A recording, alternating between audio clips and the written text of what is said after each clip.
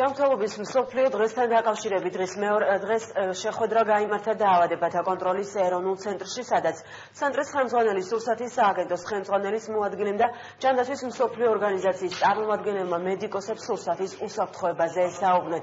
ყურადღება გამახვილდა ასევე იმ ინფექციებზეც, რომელიც საკვებით გადადის და ჯანმრთელობისთვის საშიშია.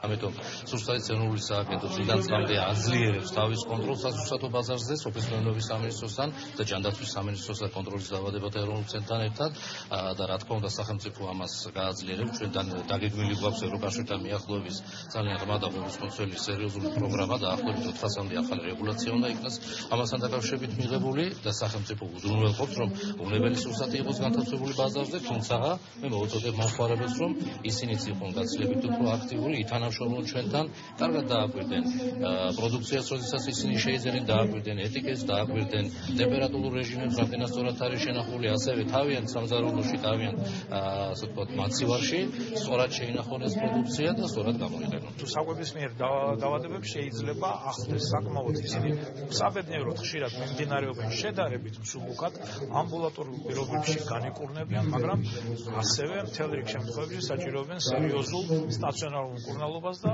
იშვიათ გამონაკლისში შეიძლება დადგეს ასევე სამწუხაროდ ლეტალური შედეგი.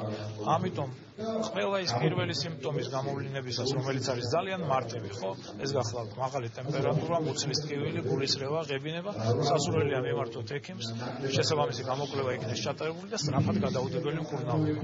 რამე თუ ეს აქვს განსაკუთრებით პატარა ბავშვს, იქ ძალიან სწრაფად მიდის პროცესი გართულებისაკენ. ამიტომ ყველა დედას მოუწოდებ, რომ საკვებთან და წყალთან დაკავშირებულ დაავადებებთან დაკავშირებით იყვნენ ფრთხილად.